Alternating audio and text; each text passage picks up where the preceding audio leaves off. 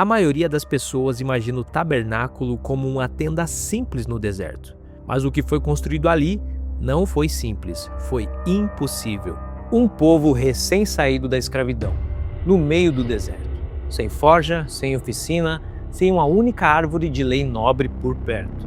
E ainda assim, esse povo derreteu ouro puro a mais de 1000 graus, cortou madeira em medidas milimétricas, tingiu o tecido com uma cor que hoje ainda é considerada uma das mais caras da história, e construiu uma estrutura que era montada e desmontada em poucas horas. E o mais estranho é que ninguém ali tinha experiência para isso. Um ano antes, o povo só sabia fazer tijolo de barro. Quando Deus entregou a Moisés o modelo do tabernáculo no monte, ele não apenas mostrou medidas, formas e materiais, ele mostrou um padrão celestial, um desenho que Moisés viu com os próprios olhos e que precisava ser reproduzido com absoluta fidelidade. Mas o povo que aguardava ao pé da montanha não era formado por artesãos renomados. A Escritura diz que Deus chamou Bezalel pelo nome, entre milhares.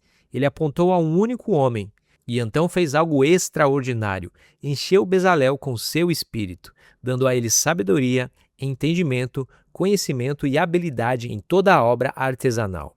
Mas um homem sozinho não levantaria o tabernáculo. O deserto exigia unidade. Por isso Deus escolheu também Aholiabe para que trabalhasse ao lado dele. Ele lhes deu algo precioso, a capacidade de ensinar.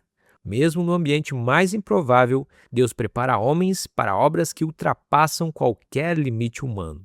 Primeira pergunta que ninguém faz: como um povo no meio do deserto, sem carvão mineral, sem fornalha elaborada, chegou a uma temperatura capaz de derreter ouro? A resposta começa 400 anos antes, no Egito. Os hebreus não fizeram só tijolos lá. Eles viram de perto, geração após geração, as técnicas mais avançadas da metalurgia e construção do mundo antigo. Mas ver não basta. No deserto não tinha madeira nobre, não tinha combustível de qualidade. A solução veio do único recurso que sobrava em abundância: a acácia. Uma árvore torta, cheia de espinhos que ninguém escolheria à primeira vista, mas que, transformada em carvão, queima devagar, constante e muito mais quente do que qualquer outra lenha comum. Isso não é suposição. No Vale de Timna, na mesma região de Arabá, por onde o povo de Israel teria passado, arqueólogos escavaram dezenas de fornos de fundição usados entre os séculos 13 e 10 a.C. Com esse fogo, alimentado por folhas de couro operados manualmente, os artesãos moldavam o ouro dos objetos sagrados. E entre todas as peças, uma fazia o coração de qualquer artesão disparar: o candelabro de ouro, o menorá. A ordem era clara: uma peça única, sem solda, martelada a partir de um único bloco de ouro, aproximadamente 35 quilos de ouro puro. Um erro no cálculo de temperatura, uma rachadura, e era preciso derreter tudo de novo e recomeçar do zero. Enquanto o ouro ganhava forma no fogo, outra parte do tabernáculo era feita num ritmo completamente diferente, silencioso, lento, quase artesanal. Era o esqueleto da construção, as tábuas que sustentariam as paredes inteiras e, de novo, a matéria-prima era a acácia. Para qualquer hebreu daquela época, isso soava estranho. Madeira torta, espinhosa, difícil de cortar. Nada nela parecia digno de uma construção sagrada.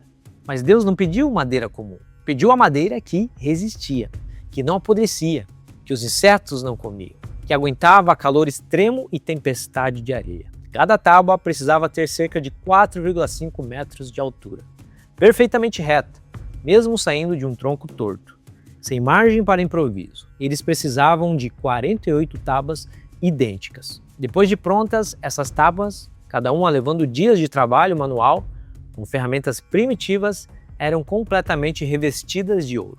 O tabernáculo não tinha fundação de pedra, não podia ter, porque quando a nuvem de Deus se movesse, tudo precisava ser desmontado em poucas horas. Enfiar as tábuas direto na areia era impossível. Afundariam com o peso, cairiam com o vento. A solução que Deus deu a Moisés era simples de descrever e genial na prática: prata. Cada tábua de acácia revestida de ouro tinha 2 encaixes na base, com 2 pinos. Cada pino entrava perfeitamente numa base maciça de prata. Um para cada encaixe, cada um pesando cerca de 35 quilos. Eram dezenas dessas bases, distribuídas com precisão milimétrica pelo chão do deserto, funcionando como sapatas móveis, pesadas o bastante para dar estabilidade, moldadas com exatidão para travar o peso sem deixar folga. E por cima, longas barras transversais de acácias revestidas de ouro, atravessando argolas e transformando paredes soltas em um único corpo rígido. O que chama atenção no relato do tabernáculo é o nível de padronização. E essa estrutura foi montada e desmontada centenas de vezes ao longo de 40 anos. Nunca desalinhou, nunca precisou ser remodelada. Isso é basicamente um projeto de engenharia civil escrito num livro que tem mais de 3.000 anos. A estrutura estava de pé, o esqueleto dourado aguardando. Mas Deus não queria só paredes, Ele queria que por dentro aquilo lembrasse o céu. Deus pediu linho fino, tecido com querubins entrelaçados na própria trama do pano. Não bordado por cima, mas planejado fio a fio. E pediu cores raríssimas, azul, púrpura e carmesim. O problema é que o azul e a púrpura da Bíblia não eram pigmento vegetal, eram extraídos de uma glândula específica de caramujos marinhos, molúsculos, que vivem no Mediterrâneo. E o povo estava no Sinai, longe do mar, longe de qualquer rota comercial de luxo. De onde veio esse material? A resposta mais provável está em Êxodo 35. O povo trouxe como oferta o que já possuía. Muito provavelmente despojo levado do Egito na noite da Páscoa, quando os egípcios aterrorizados entregaram suas riquezas só para que os hebreus fossem embora. E aqui a arqueologia trouxe uma descoberta que encaixa de um jeito quase perfeito. Em 2021, pesquisadores do Instituto de Arqueologia da Universidade de Tel Aviv anunciaram a identificação de fragmentos de tecidos tingidos com púrpura verdadeira, a mesma Tyrian Purple das fontes antigas, encontrados justamente no Vale de Timna, ou seja, a mesma cor rara que a Bíblia descreve sendo usada no tabernáculo, no meio do deserto, já foi encontrada fisicamente na mesma região, na mesma janela de tempo. Quem fazia esse trabalho era quem a Bíblia chama de as mulheres hábeis de coração, fiando, tingindo, secando ao sol, repetindo o processo dezenas de vezes até acertar o tom exato, e tecendo os querubins direto na trama, o que exigia cálculo, planejamento e um tear complexo, sem manual, sem diagrama, dentro de uma tenda improvisada. Eu confesso que essa parte foi a que mais me pegou de surpresa. Quando eu fui pesquisar, eu imaginava que a púrpura no deserto era só um detalhe poético do texto. Não é. É um material que historicamente valia mais que prata, encontrado fisicamente na mesma região onde a Bíblia diz que ele foi usado. Por fora, o tabernáculo parecia uma tenda rústica, com peles expostas ao sol. Por dentro, quem entrava via o céu. Mas essa cor rara não ficava só nas cortinas. Ela também vestia um homem só. E nele, um erro de detalhe podia significar a morte instantânea. Êxodo 28 descreve as vestes do sumo sacerdote com um nível de detalhe que não é decorativo, é técnico. Porque entrar na presença de Deus no lugar santíssimo não era um ato religioso comum, era um risco absoluto. Uma medida errada, um detalhe esquecido e o sacerdote podia morrer ali mesmo. A peça mais impressionante era o peitoral do juízo, um quadrado de tecido dobrado com 12 pedras preciosas, uma para cada tribo de Israel, lapidadas e gravadas com o nome de cada uma. O peitoral era preso por correntes de ouro puro nas ombreiras da veste. O peso físico era real, mas o peso simbólico era maior. O sacerdote carregava Israel inteiro sobre o próprio peito. E tinha o ponto mais inquietante de tudo, o manto azul, com romãs de tecido intercalados com sinos de ouro na barra. Êxodo 28:35 é direto. O som dos sinos precisava ser ouvido enquanto ele estivesse lá dentro, para que não morra. Os sinos eram literalmente um monitor de vida. Enquanto tocavam, o povo do lado de fora sabia, ele ainda está vivo. Sobre a testa do sacerdote, uma lâmina de ouro puro trazia a inscrição Santidade ao Senhor. Não era enfeite, era aviso. Aquele homem não entrava ali no nome próprio, mas em nome de uma nação inteira. Quando eu fui estudar os sinos do manto, eu percebi uma coisa que ninguém me falou na igreja. Aquilo não era só simbolismo bonito de presença de Deus. Era na prática o único jeito que o povo do lado de fora tinha de saber se o homem lá dentro continuava vivo. Isso muda completamente o peso da cena. Entre todos os objetos do tabernáculo, nenhum carregava mais peso literal e espiritual que a Arca da Aliança. Uma caixa de acácia revestida de ouro por dentro e por fora, com uma tampa de ouro puro, chamada propiciatório, ladeada por 2 querubins de ouro. Mas o detalhe mais estranho está numa ordem específica de Deus a Moisés. Em Êxodo 25, a arca devia ter argolas de ouro nas laterais, com varas de acácia revestidas passadas por dentro delas. E essas varas jamais, em hipótese nenhuma, deveriam ser retiradas das argolas. Não era só a praticidade de transporte, era uma ordem permanente. Ninguém devia tocar diretamente na arca, nem mesmo para carregá-la. Esse detalhe das varas fixas ganha um contexto muito mais claro quando comparado ao mobiliário ritual do Egito, onde os hebreus viveram por gerações. Os templos egípcios tinham santuários portáteis, as chamadas barcas sagradas, caixas douradas montadas sobre varas longas, carregadas nos ombros de sacerdotes em procissão, contendo a imagem ou símbolo de um deus. Essas varas garantiam que ninguém tocasse diretamente na parte sagrada da estrutura. Um estudo acadêmico compara diretamente esse sistema ao da arca, usando como referência um baú de carregar encontrado no túmulo de Tutankhamon, com as suas próprias varas de transporte preservadas. Praticamente o mesmo princípio de engenharia descrito em Êxodo 25.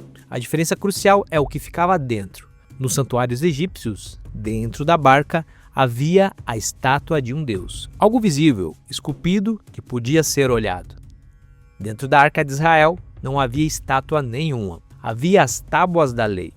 Deus não inventou uma tecnologia nova para a arca. Ele pegou algo que aquele povo já conhecia, porque cresceu vendo, e usou a mesma estrutura para ensinar uma teologia completamente diferente. Mesma engenharia, propósito oposto. No pátio externo, antes de qualquer sacerdote se aproximar do altar, havia uma bacia de bronze, a bacia da purificação, usada para lavar mãos e pés antes de qualquer serviço sagrado. Errar essa etapa também era risco de morte, mas o detalhe realmente surpreendente está em Êxodo 38:8. Essa bacia de bronze e sua base foram feitas com os espelhos das mulheres que serviam à entrada da tenda do encontro. Espelhos, não pedaços de metal bruto, não sobra de ferramenta. Espelhos pessoais, objetos de uso íntimo, provavelmente os pertences mais valiosos que aquelas mulheres carregavam depois de saírem do Egito. E, no mundo antigo, espelhos não eram de vidro, eram metal polido, quase sempre bronze ou cobre, moldado até virar um disco liso o bastante para refletir o rosto. Pesquisadoras que estudam esse versículo apontam que esses espelhos muito provavelmente vieram junto com o povo como parte do despojo egípcio, o mesmo material relatado em Êxodo 12, sendo entregue pelos egípcios na noite da Páscoa. Com o ouro pronto, a madeira revestida, as bases prontas alinhadas, os tecidos tingidos, as vestes costuradas, a arca fechada com suas varas fixas e a bacia moldada a partir dos espelhos das mulheres, só restava uma coisa: montar pela primeira vez a casa de Deus no meio do deserto. Êxodo 40 dá a data exata, no primeiro dia do primeiro mês do segundo ano. Quase um ano depois de atravessarem o Mar Vermelho, Moisés recebe a ordem final: levanta o tabernáculo. E a montagem começa com um processo de precisão, não de improviso. Primeiro as bases de prata, pesadas, maciças, alinhadas, uma a uma no chão do deserto, sem margem para erro, num sistema modular que não perdoa desalinhamento. Depois, as tábuas de acácia revestidas de ouro, erguidas por várias pessoas de uma vez, com uma equipe inteira só para encaixar os pinos na base. A estrutura toma uma forma como um esqueleto dourado surgindo do pó. As barras transversais deslizam pelas argolas, travando tudo num corpo único. Depois vem os tecidos. Primeiro, o mais sagrado, com os querubins tecidos à mão, esticados por dentro. Por cima, cobertura de peles de cabra. Depois, as peles tingidas de vermelho. Por fim, a camada externa, resistente ao sol e à tempestade. De fora parece uma tenda comum, por dentro parece o céu. O interior é mobiliado. A Arca da Aliança colocada no lugar santíssimo. o véu bordado separando o santo do santíssimo, a mesa dos pães com 12 pães novos, o candelabro aceso com 7 chamas, o altar de incenso queimando aroma. No pátio, o altar de bronze e a bacia. A casa está pronta. Sabe o que eu acho mais bonito nessa sequência de montagem? Não é o resultado final, é o processo. Cada peça só fazia sentido porque a anterior tinha sido feita certo. Base errada, tábua não encaixa. Tábua torta, tecido não cobre direito. Era tudo dependendo de acerto em cadeia, e mesmo assim funcionou. O deserto ficou em silêncio. Nem o vento parecia se mover. Foi então que aconteceu algo que nem Moisés esperava. Uma nuvem densa desce sobre a tenda da congregação. Cresceu, ficou pesada, espessa, tão espessa que nem Moisés conseguiu entrar. O mesmo Moisés que tinha visto a sarça arder, que subiu o monte Sinai em meio ao fogo, que falava com Deus face a face, como se fala com um amigo, nem ele atravessou aquela nuvem, porque a partir dali a glória de Deus habitava literalmente entre o povo. O tabernáculo deixou de ser obra humana, virou casa habitada.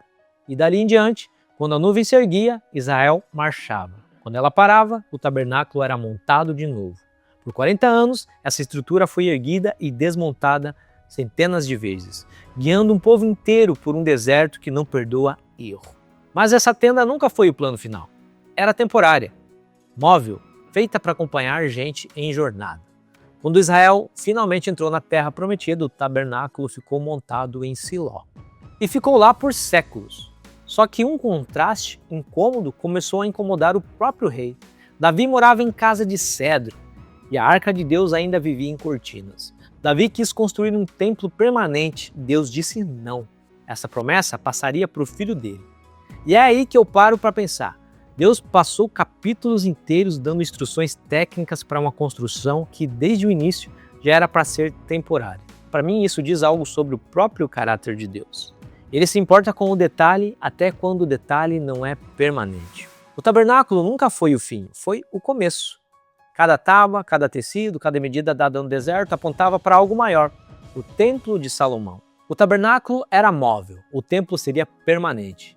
E a pergunta que fica é simples: como é que uma tenda do deserto virou o projeto da construção mais impressionante da antiguidade?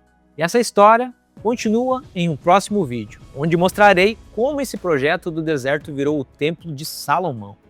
E o que a arqueologia já encontrou dele? Se inscreve no canal, ativa o sininho e comenta aqui embaixo qual parte dessa engenharia do tabernáculo te chamou mais atenção. E até o próximo Bíblia Detalhada.